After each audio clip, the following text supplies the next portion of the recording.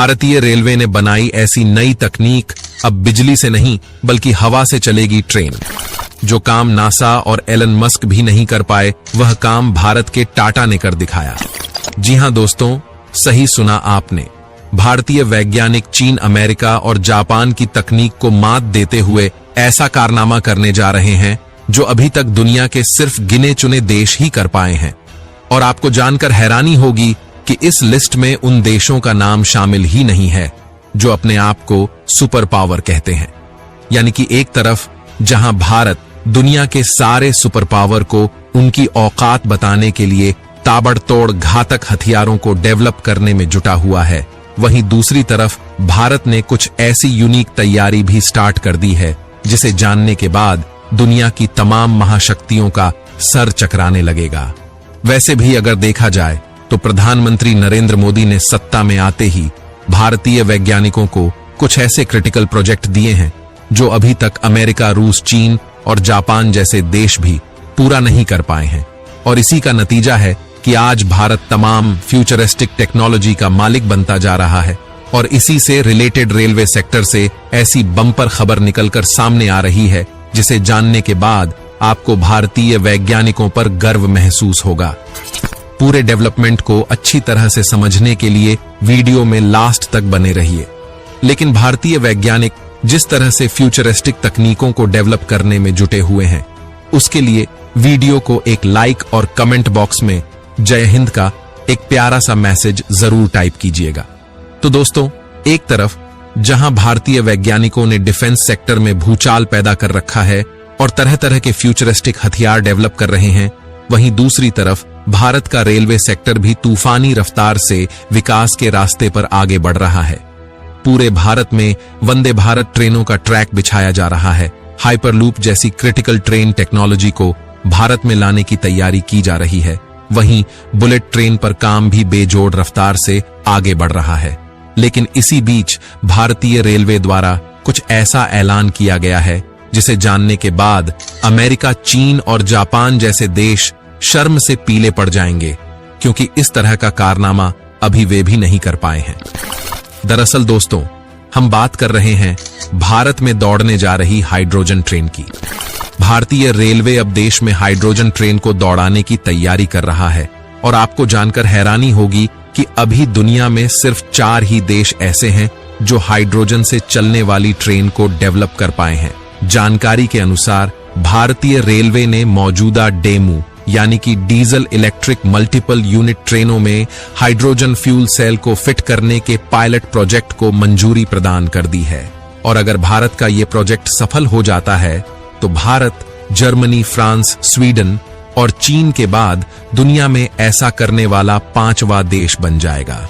जानकारी के अनुसार हाइड्रोजन ईंधन से चलने वाली ट्रेन का पहला प्रोटोटाइप दिसंबर 2024 में हरियाणा के जींद सोनीपत सेक्शन में दौड़ेगा। रेलवे द्वारा दी गई जानकारी के अनुसार हाइड्रोजन ट्रेन के लिए तय रूट में मथेरन हिल रेलवे, दार्जिलिंग हिमालयन रेलवे, कालका शिमला रेलवे, कांगड़ा घाटी और नीलगिरी माउंटेन रेलवे की योजना बनाई है।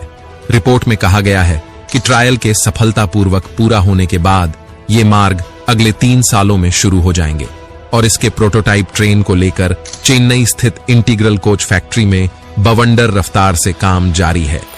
जानकारी के अनुसार ट्रायल के बाद रेलवे हाइड्रोजन फॉर हेरिटेज पहल के तहत 35 हाइड्रोजन ट्रेनें लाएगा।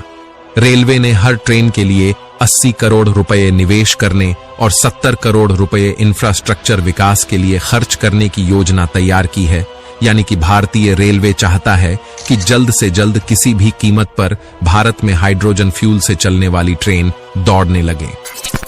अब आपके मन में सवाल चल रहा होगा कि आज जब देश में वंदे भारत ट्रेनें चलने लगी हैं, साथ ही हाइपरलूप और बुलेट ट्रेन टेक्नोलॉजी पर तूफानी रफ्तार से काम किया जा रहा है, तो भारत को हाइड्रोजन फ्यूल से चलने वाली ट्रेन की जरूरत ही क्या है? तो दोस्तों, इस समय हमारी धरती इस कदर प्रदूषण में लिपटती जा रही है कि अगर इसको जल्द से जल्द नहीं रोका गया तो धरती पर इंसानों का अस्तित्व ही नहीं बचेगा। और अगर इंसान ही नहीं बचे तो दुनिया की सारी फ्यूचरिस्टिक टेक्नोलॉजी जाए तेल लेने। हमारे लिए वो सारी टेक्नोलॉजी ही बेकार है, क्योंकि जब हम ही नहीं रहेंगे तो टेक्नोलॉजी के रहने से क्या होगा। यही कारण है कि आज पूरी दुनिया प्रदूषण को कम करने के लिए ग्रीन फ्यूल की तरफ मूव कर रही है, और इस रेस में भारत बिल्कुल भी पीछे नहीं रहना चाहता। यही कारण है कि ग्रीन फ्यूल को लेकर जैसे ही कोई नई तकनीक आती है, भारत उस पर तेजी से काम करना स्टार्ट कर देता है, ताकि दुनिया को खत्म होने से बचाया जा सके। अगर बात करें डीजल से चलने वाली ट्रेनों की, तो इनसे तो हद से ज्यादा प्रदूषण होता है। लेकिन अगर आप सोच रहे हो कि बिजली से चलने वाली ट्रेनों से प्रदूषण नहीं होता, तो आपको बता दूं कि ट्रेन को बिजली से चलाने के लिए जिस इलेक्ट्रिसिटी की जरूरत होती है, उसको कोयले से बनाया जाता है, और कोयला किस कदर प्रदूषण फैलाता है, इसके बारे में आपको बताने की जरूरत नहीं है। यही कारण है कि भारत हाइड्रोजन फ्यूल से चलने वाली ट्रेनों पर ज्यादा फोकस कर रहा है, क्योंकि हाइड्रोजन फ्यूल बनाने के लिए ऐसे कंपोनेंट की जरूरत नहीं होती जो प्रदूषण पैदा करते हैं। अगर हम इस ट्रेन के खासियत की बात करें, तो हाइड्रोजन से चलने वाली ट्रेनों को हाइड्रेल भी कहा जाता है। ये ट्रेनें पटरियों पर बिना धुआं छोड़े काफी तेज रफ्तार से चलने में सक्षम होगी, जिससे प्रदूषण बिल्कुल भी नहीं होगा। इस ट्रेन में 4 कोच लगे होंगे। सबसे पहले ये ट्रेन हरियाणा के जींद और सोनीपत के बीच चलेगी। इसके बाद अन्य कई रूटों पर इस ट्रेन का संचालन किया जाएगा। दोस्तों, अगर आपको लग रहा हो कि हाइड्रोजन फ्यूल से चलने वाली ट्रेन की रफ्तार कम होगी, तो ऐसा नहीं है।